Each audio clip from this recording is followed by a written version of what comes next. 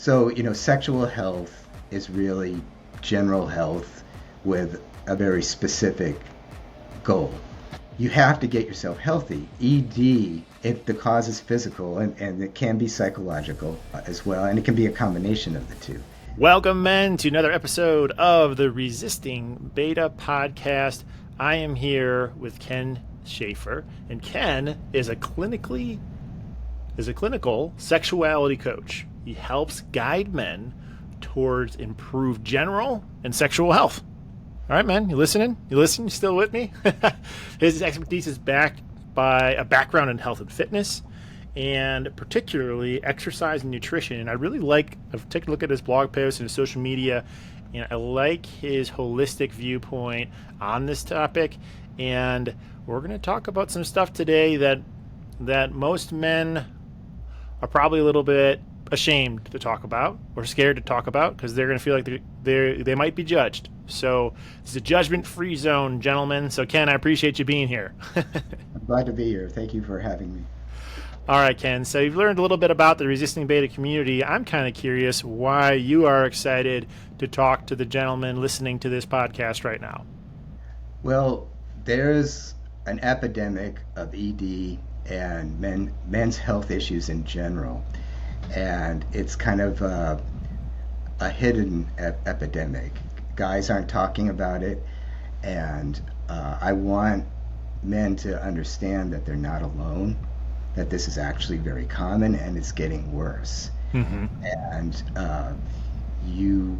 the problems that men have, most of them aren't just going to go away on their own. You have to get out there and ask for help. So can you, I know there are different variations of ED. Can you kind of define what the symptoms are of ED from your expertise?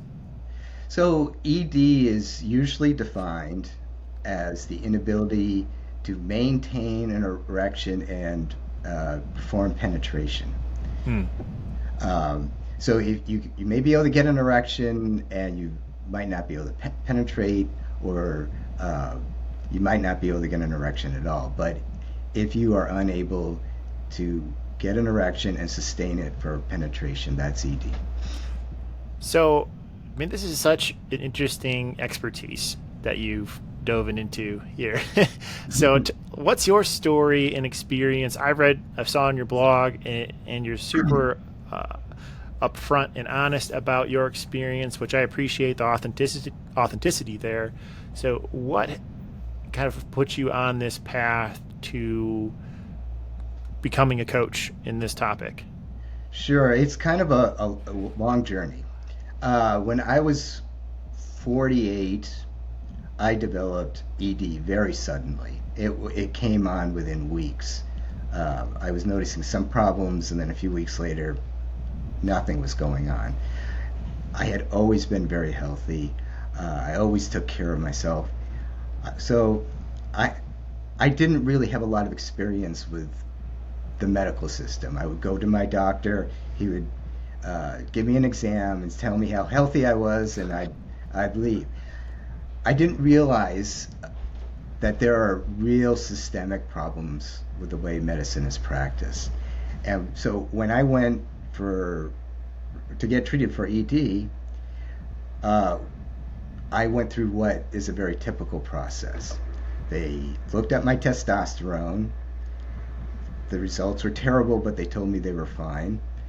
That was the only test I got.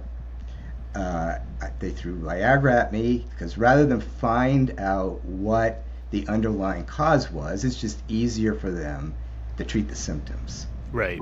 And that is my biggest beef with how most doctors are practicing medicine when it comes to men's health. They're simply treating the symptoms and not doing the work necessary to get at the underlying issue. Mm-hmm. Yeah, I had the same problem. I went to my doctor and tried to ask for help, and his quick reaction was to just pull out his prescription pad. And I had appreciated it because I had looked at the hymns, which is basically the same thing as Viagra, I think, but just a different label on it. And that was like $35 or more per month or something. But the stuff I got from the doctor was like $7. So I was glad I did talk to the doctor, because I was like, okay, well, at least it was not as expensive as the as the one that was really well marketed directly to me. But yeah, I agree. Like that, it's one thing to when you go to your doctor and you're healthy. I go there, I get my blood pressure, and they're so used to seeing people who are so far one way in the health spectrum to where they're on so many antibiotics and drugs and pharmaceuticals and all that stuff, to where they look at you and they're like, oh, he's a healthy guy. So yeah, here's that you're fine. Just take this pill and get out of my office.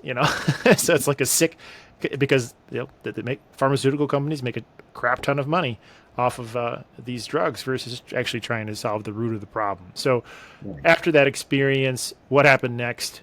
After you walked away frustrated. Well, initially I kind of naively accepted what my doctors were telling me, Mm-hmm. and the Viagra was working, or the Cialis or whatever. I probably tried a little bit of everything, but it was working. It worked really well for a while. Then it worked well enough for a while. Then it was barely working, and then it stopped working. Hmm. And that's the point where I really started to dig in. Because I was scared. Mm-hmm. I thought maybe my sex life was over forever. Hmm. So I went to my doctor, who referred me to a urologist, and he did the same old song and dance. He ordered testosterone tests, but this time I looked at the tests. I wasn't going to just take his word for it. And I saw my numbers, and they look concerning to me. I have a background in exercise physiology, so I'm not unacquainted with how the body works. And I started to dig into the research, and the more I looked at the research that's out there, the primary research, the studies and things on Viagra, and the research that's been done to establish what's considered normal. And I came away from that thinking, oh, well, my doctor's going to put me on testosterone. Well, I was just barely within the normal range, and he said, nope, no testosterone for you. I basically hung up the phone and never called him back. And that started me looking for a doctor who would actually treat me based on my symptoms and not based on some statistical calculation that was done, in some laboratory. Mm-hmm. So where did you look next? I mean, what was the next phase of your journey as you're like, okay, that's not working. I'm not going to accept that. Like, no, thank you. So what, fast forward and talk about the next phase of that process. So things started to ramp up from there. I talked to my primary care doctor, told her my concerns. She agreed that my concerns were valid, and she sent me to an endocrinologist. And the endocrinologist was a good doctor, but she didn't specialize in men's health. Her specialty was diabetes. Oh. And she really wanted to help me, but she just didn't have the background. I then found a men's health clinic here in Boston. I went to them. They were a definite step up. They understood that my testosterone was bad, and they were going to get it up to healthy levels. But beyond that, they weren't offering me much more than what other doctors were offering me. I then contacted a naturopath who specializes in men's health. His name is Dr. Madeira, and he started me on boatloads of supplements. He ran more tests, the most detailed set of tests that any doctor had ever run. and came up with all kinds of information about what was going on inside my body. At about the same time, I got to work with Dr. Rachel Ross. And between the two of them, they were able to turn things around. Now, it was a bumpy, rough ride. There was a lot of problems along the way. But they both wanted to find and treat the underlying cause. They were not like anti-Viagra. Viagra and those drugs can be part of the process, but they didn't want it to be the solution. It's like a stop-gap measure. This will get you having sex again, but in the meantime, fix your body, and then you won't need this stuff. So that's something that because I had my issues with ED post-divorce, and it was working and it was fine, and all of a sudden, one of the partner that I had at the time, she was coming over, and I had a couple of cocktails, and I was sitting there in my chair, and all of a sudden my heart starts I've never felt it beat like it had beaten in that moment. And as that moment in time, I'm like, screw this, I'm not taking this stuff ever again. I got to find a new way. And I had read the book called The 4-Hour Body by Tim Ferriss, and he talks about boosting testosterone, how to eat for optimal testosterone and the body fat and estrogen and all those different components and how they impact your sexual performance. And I went and saw an acupuncturist and all kinds of stuff. So the journey is not easy, and it crushes your confidence as a man, right? To where it's like, it is so debilitating that if you haven't experienced it, it's a problem that when you're going through it, feeling a ton of shame and a lot of struggle. So I applaud your efforts to keep pushing forward and finding a solution. So now that you had some root seeking symptom type stuff, or getting to the root of the problem stuff, like what did you find out after that? Well, I found out Dr. Rachel Ross is very much about getting the body to heal itself. So, sexual health is really general health with a very specific goal. You have to get yourself healthy. ED, if the cause is physical, and it can be psychological as well, and it can be a combination of the two. Mm-hmm. But if the problem is physical, it's almost always a sign that something is going wrong in your body.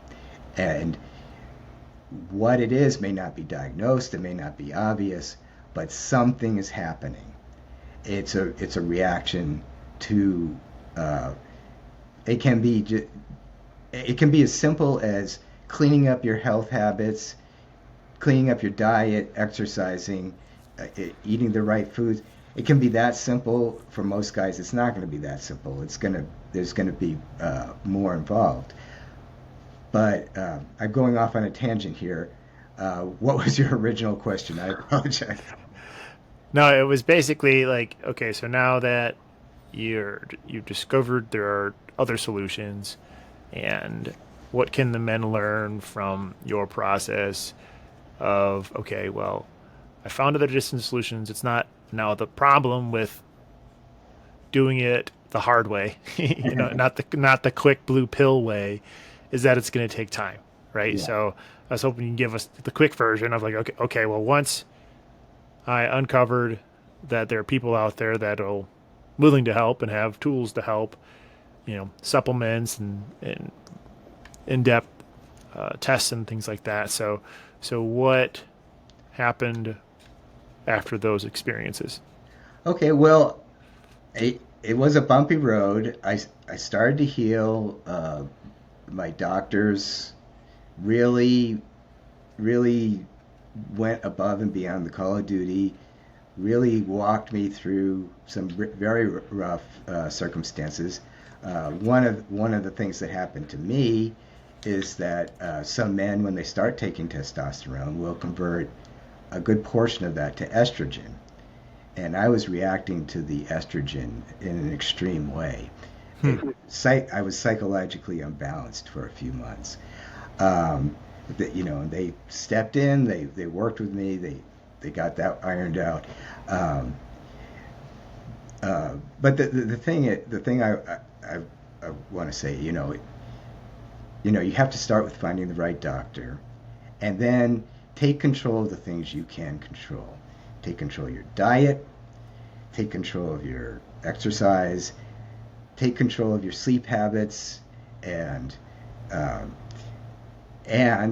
big one that is not often talked about is avoiding environmental toxins.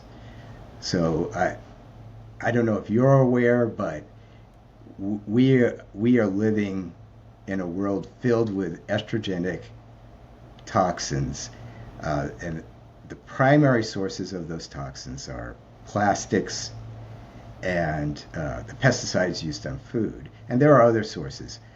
So you can take control of you can't eliminate your exposure, but you can take control of your level of exposure. You can reduce it greatly. So you can do all these things, and if you have a good doctor, then you're really taking control of the situation. Okay, so what you talked about the supplements and that kind of stuff. What was the time frame from when you went from kind of like a time of desperation to feeling like normal again, would you say? I would say 3 years. Okay. And what do you think was was there like a small hinge that swung the big door in that time frame to where it's like all of a sudden it's, aha, this is it. This is where I saw the biggest boost or shift for you? Yes. So my doctor, Dr. Rachel Ross, she referred me to a urologist, and he gave me it's not ultrasound, sonic wave therapy, and that really kind of was the turning point. I was starting to see results, but that kind of accelerated the results. Okay. So, as you walk other men through this process, and have in the past, what should they expect working with a coach like yourself? Mm-hmm.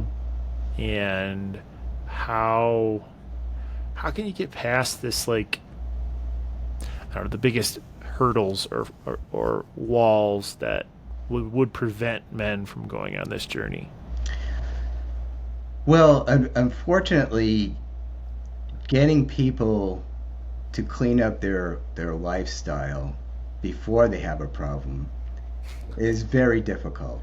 So if I could get out there and get all the men who are basically setting themselves up for ED and work with them, that would be great. But usually they come to me, they've had a problem, they may have had it for several years, they've had inadequate medical care. So, the first hurdle is get a competent doctor, and I got to help them vet their doctors.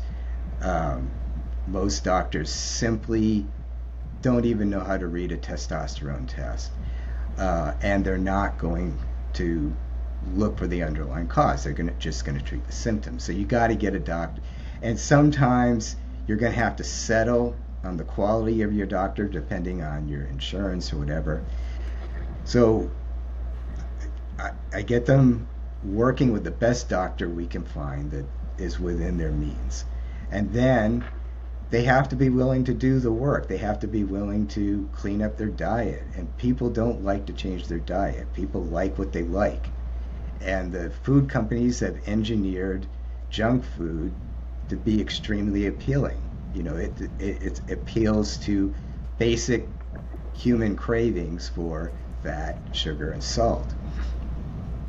So they have to be willing to work on that. They have to be willing to keep a food log and be very aware of what they're eating and eat the kinds of foods that help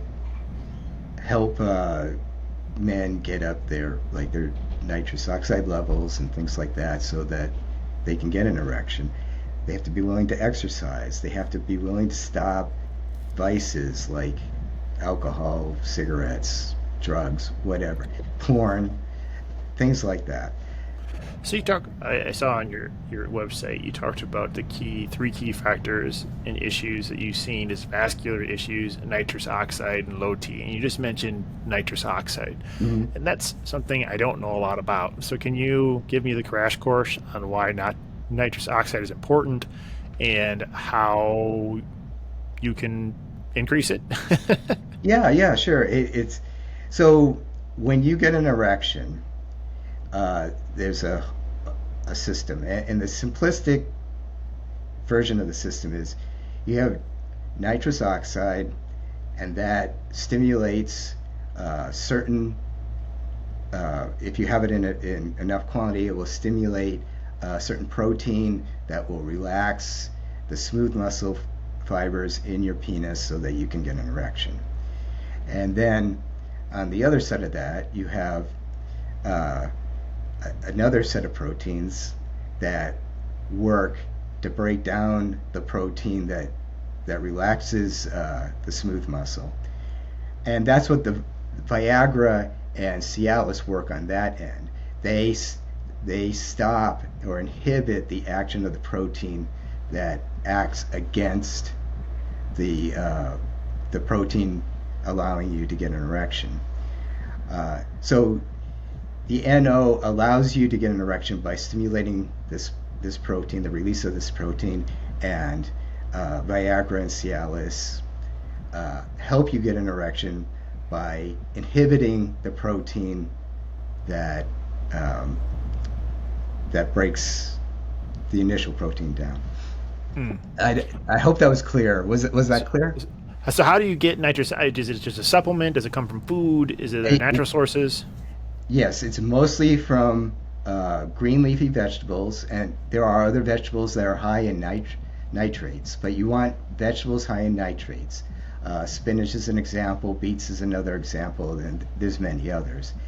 And you need to eat these vegetables in large quantities. So when you're eating these vegetables, your saliva will actually start to break them down. So you want to chew on them, let the saliva act on the vegetables, and then nitrous oxide will get released. If you just push the food down your throat, you're not going to get the same benefit. Another important thing is not to use alcohol-based mouthwash, because that attacks the bacteria that's allowing the nitrous oxide to be released from the vegetables. There are supplements like Berkeley Life is a supplement I use that directly feeds nitrates into in pill form, and your body can then use those to produce nitrous oxide. So when you say large quantities, can you define that? Yeah, like 4 or 5 servings of vegetables a day. Big salad with every meal, that kind of thing.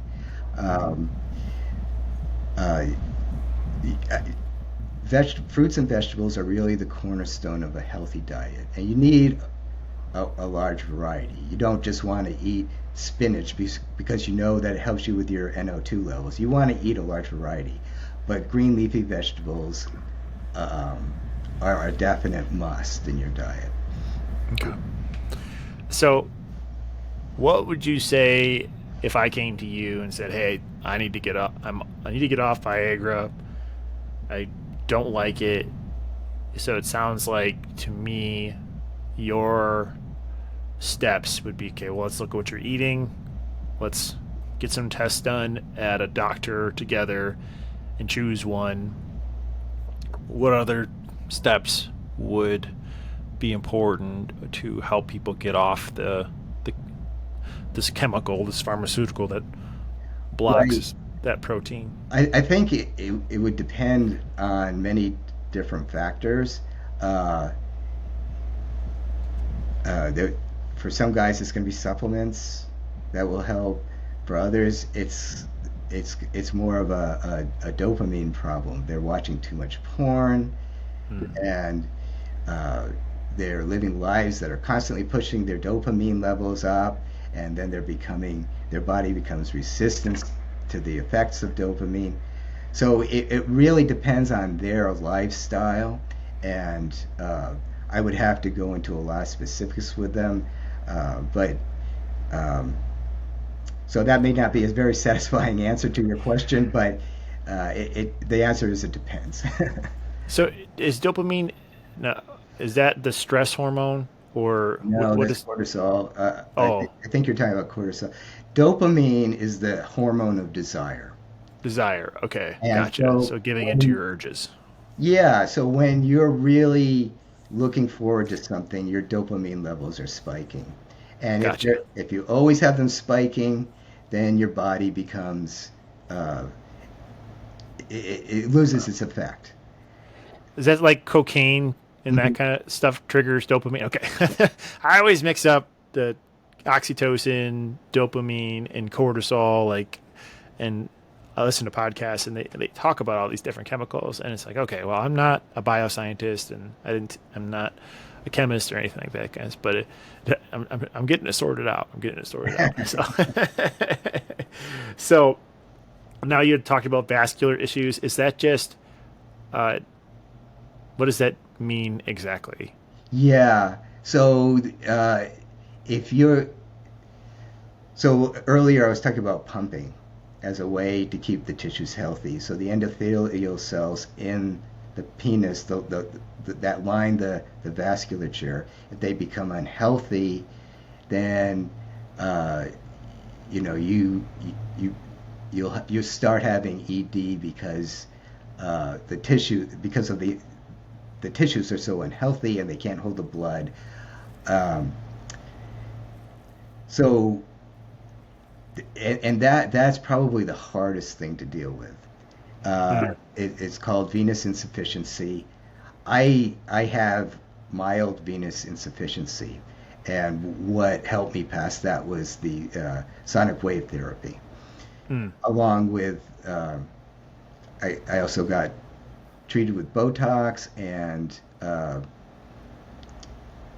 another shot, and the name of it just escapes my mind at this moment. Um, but they all work together. So and it really made a difference for me. Some guys will not respond to it. In those cases, um, depending on just how bad the damage is, they may have to resort to some kind of prothesis. Uh, you know, uh, you know, where they put bags in your penis, and then you pump them up so to get an erection, and that's a worst case scenario. Hmm. Never heard of that. That would be quite the scenario. It's actually Oh, quite common. It's quite a common operation. For some men, they just don't want to do the work. They oh, can't get an erection. They go to the urologist, and the urologist puts these inserts in, and huh. um, then they can get Interesting. an erection just by pressing a button. It's like those like Reebok sneakers back in the '80s where Yes. you like pump the little thing. You're like, Yeah. okay, hold on a second, let me pump up my sneakers. But it's not your sneakers; it's your penis. But I Which, want to emphasize that most men can rehabilitate the health of their vasculature and the endothelial cells. It just mm, takes time. yeah, and we had another guest on probably our first 10 podcasts, and she had talked about how your penis is basically your health barometer. Exactly. And if it starts to give you issues, it's a good signal to yourself that like something's broken, something needs to be fixed. I need to change something. And I mean, I bet 99% of the problems would be solved with the basic things that we talked about, the stuff that Mhm. you really don't want to hear. Just like, really? It's eating healthy, exercising, getting more sleep. Son of a bitch. How many times do I have to hear that in this healthy in this thing? Why can't that not be the answer? But it it is. And it's something that you just got to do the work Yeah. to get the results that you want. And if you're not willing to do the work and you're going to try to take the shortcut, there are consequences of shortcuts. There's consequences of ignorance. There's consequences of making the wrong choices and not implementing delayed gratification. Right. To where it's like if you just walk around and be like, I'm horny, I'm gonna go jerk off. It's like, oh, I'm horny. You just can't operate that way and expect an optimal life. You'll be okay. It'll be a fair life. It'll be a life that's kind of, but not optimal, not healthy.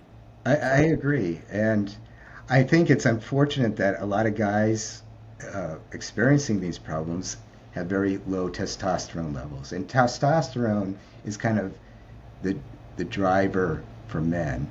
Uh, if you have high testosterone levels, uh, not relative to other people, but relative to your personal physiological needs, you're more likely to take action on things you want to accomplish. hmm. And there's a lot of guys out there with low testosterone levels who have ED. They want to fix their ED, but because they have low testosterone, they're just unable to get the motivation going. And that's not really an excuse, but it is an issue for a lot of guys. And I think that that's something that I will have to work with men on. Hmm. Uh, so Yeah, yeah. it reminds me of the Austin Powers movie with Fat Bastard in it, and he talks about he's like, I'm unhappy, I eat because I'm happy, and I'm unhappy because I eat. It's like this cycle of depression that he's Yes. caught himself in and it's a funny movie and it's a joke, but there's always a semblance of truth in jokes and stuff. So, well, as we round out the podcast here, Ken, I always ask every single guest, what does it mean to be a man to you? Oh, that's a really good question. So I think being a man is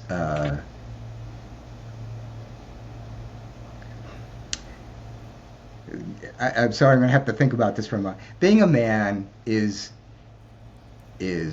trying your best to take care of yourself, your family, and your community.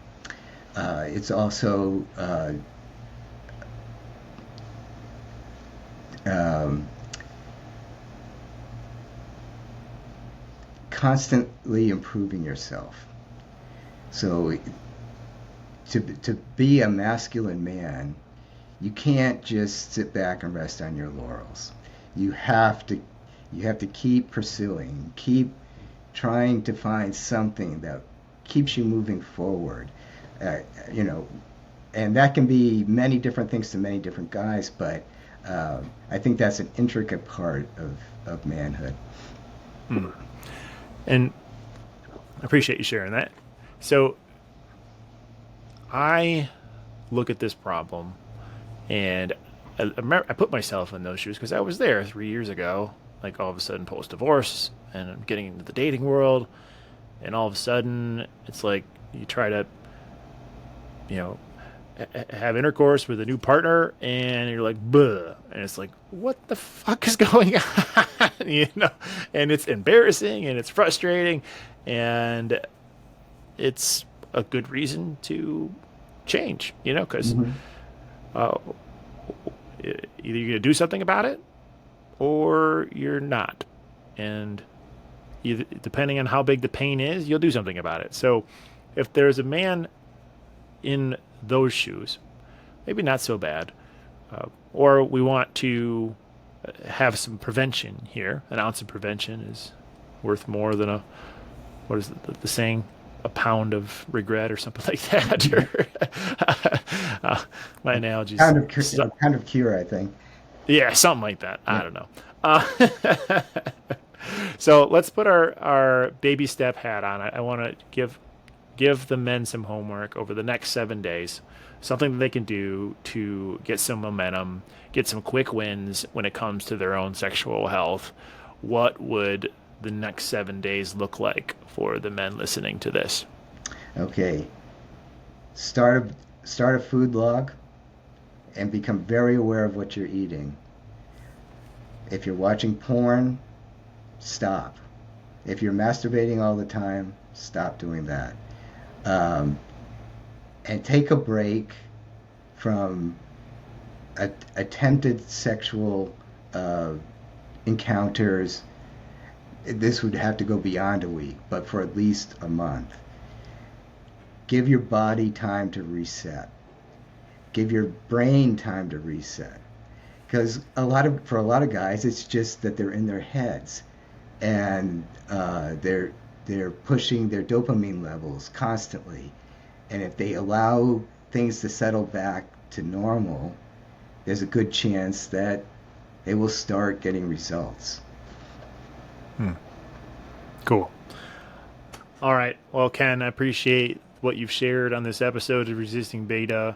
I know that for me, and all the men I've talked to, the amount of mental health issues attached to ED is probably unmeasurable with how many and the impact that this has on the state of masculinity. So I appreciate you and acknowledge you and for talking about a topic that isn't easy to talk about, and most things are gonna cause friction when we start talking about something that can trigger the shame index inside of us, or can push against the ego of like, oh, I'm not broken, oh well, there's nothing wrong with me, no big deal. So I want to appreciate you and sharing your journey and the amount of effort you've invested into what you've learned, and then now trying to give back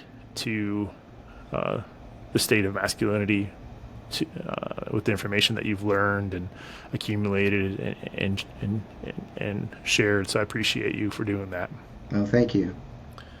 So how can the men learn more about you, stay in contact? I have all of your social media stuff, so I'll add those in the show notes. So what is your preferred place that men should pay attention to your journey going forward? I don't have a preferred place, but if they want to follow me on their preferred social media, that would be great. And if they want to like, share, and subscribe any of my content, that would be great. I also have a newsletter, and I pump out lots of good information about men's health and men's sexual health in the newsletter. So I would also love it if guys would sign up for that. Cool. Well, all right, man. Well, start reaching out to Ken. Follow his content. The stuff that I've looked at on TikTok, he's got some cool workouts there, nutritional advice. He's got 2 key blogs on his website that talk about supplementation for prostate health and key supplements to help with ED. He outlines a lot of the supplements, which is much easier to read that than it is to go over on a podcast. So that's why I didn't jump down that rabbit hole with him today. So Ken, I really appreciate you being here. I know that this topic is super important when it comes to men's health, and thank you so much. Thank you for having me.